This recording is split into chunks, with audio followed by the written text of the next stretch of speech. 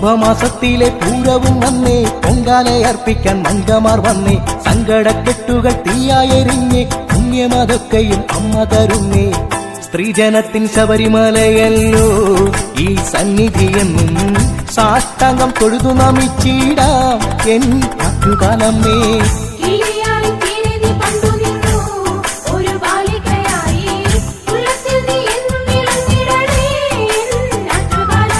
അനന്തപുരി തന്നിൽ വാണിടുമമ്മ, ആനന്ദരൂപിണി ആറ്റുകാലമ്മ, ആദിപരാശക്തി എന്നുമെന്നമ്മ, അറിവിൻ നിറവാകും ദേവി എന്നമ്മ.